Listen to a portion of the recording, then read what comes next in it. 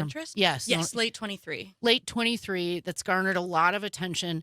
And I think really the very purpose of the film is to highlight and to show that evil can show up as very banal. I wanted to get your impressions about the zone of interest. We're going to talk about better representations and discussions, engagements with the complexities and the brutality, the horror, the evil of the Holocaust, and films that don't do a good job, because I think that's just as important for people to understand. But I thought we could start with some of the sound from the film Zone of Interest. I've seen it. Yes. You've seen it. Yep. This, to me, the soundtrack is the film. Yes. And so let's take a listen.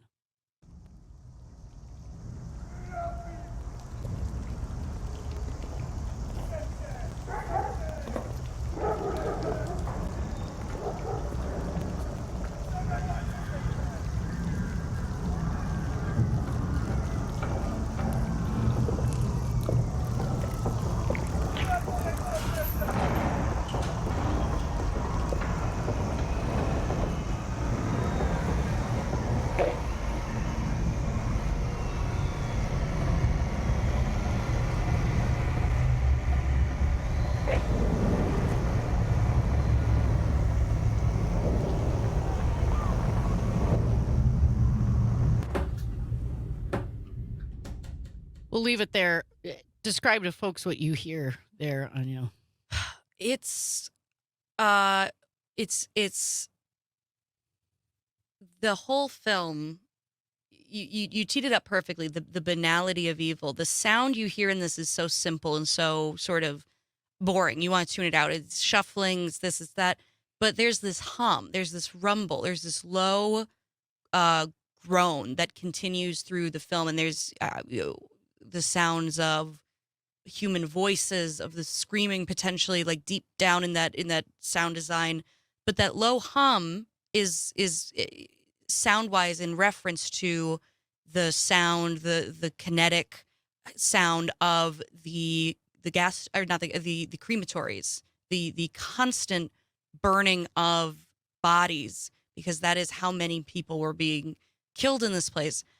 I think if this film does anything very, very well, and it does a number of things very well, but to have this constant hum, to understand that for the decade or so that the Nazi regime existed, this hum of murder, this hum of destruction was the undertone of all that the Nazis did.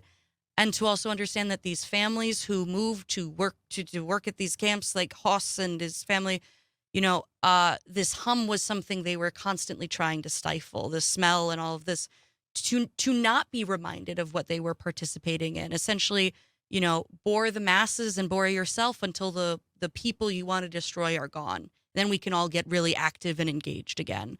So I think that sound, what sounds truly like nothing, is actually the sound of genocide. So much. It's the sound of genocide. It's the sound of the story that's not being shown in the pictures in this film. What's happening just on the other side of the manicured shrubs and the picnics and whatnot.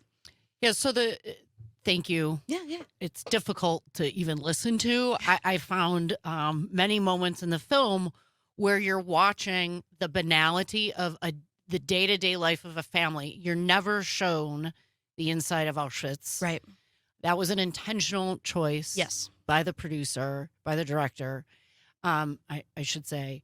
Mm-hmm. You're watching and the way that the inside of the house was shot was just, there was a lot of set cameras, and you would just see people moving through the house. Yes. And again, the day-to-day stuff of moving laundry around. And then you figure out, oh, this isn't a pile of laundry.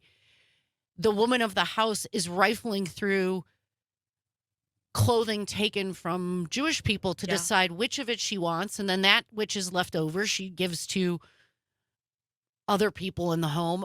And so you're watching that, and in the back is this constant sound of the ovens, of the crematorium, of the dogs barking. Often you'll hear shouts, or it sounds like commands being given by presumptively troops at the camp. Right. And you will hear humans crying out. You will hear gunshots. Yes. And all of that's happening while you're watching a mom take her kids for a little stroll in their beautifully manicured garden. Yeah. While they have picnics. One of the most challenging scenes there are many, that breaks through what I'm going to call the fourth wall of their own ignorance. They create this they just force themselves to ignore what's happening literally in their backyard. This is the story based on some truth, but the film based on a 2014 novel. But it's the story of a family and the commandant of Auschwitz. Yeah. Who's Commandant Hoss. Hoss is no, he's not referenced in Schindler's List, but yeah, Hoss, real historical person. figure. Yes, this is a real person. His family lived right next to Auschwitz. Mm-hmm. And the scene I'm referring to is he has taken his children to have a swim in the river that's nearby. And they're carousing around. He's fishing, and he realizes that there's so much ash in the river itself from a genocide that they're likely sort of breathing it in, and it's getting on his kids, and he takes them out of the river. And that's where the truth of what's happening sort of breaks through. Right. Where do you place Zone of Interest in terms of films trying to represent, I don't know any film that can fully represent or give people an actual insight into something like that. Yeah. But presents it in a way that challenges people to think about it, perhaps in a different way, in a new way. I would rank it, to avoid ranking it, I would say I would place it in the group of Holocaust films that I think are good and that are useful. I tend to recommend against films that center the perpetrator's point of view, especially a fictitious point of view. Films like Boy in the Striped Pajamas, Jojo Rabbit, major sections of Inglourious Bastards. But this film, rather, while it is from the perpetrator's point of view, it is not one of attempting to force empathy or it's rather, no, allow us to really show you almost, it's not a documentary, but almost in a more documentary sort of style. Yes, let us show you without making you like them, without making them the protagonist. I place it in the group of films that I think people should watch to have a better understanding of, what the perpetrator's side was, the constant attempts to ignore it. I take some issue, like I said, with coming at it from the perpetrator's point of view. I take some issue with parts of how it's represented, but I think overall it's a very, very strong film, a very important film on that side of the story. I think part of the complexity, if you're ever showing, the perpetrator's perspective, is that it can humanize. Yes. And yet, understanding that these were people that 10 years before, had you told them what they would be participating in, my guess is that they would deny it. Yes. Right. And so how do you go from, I'm no racist, I'm not a murderer, to being the commandant of Auschwitz in 10 years? Mm-hmm. Mm-hmm. In other words, understanding that there is a part of human psychology that folks would deny. I would never do that. I would never do that.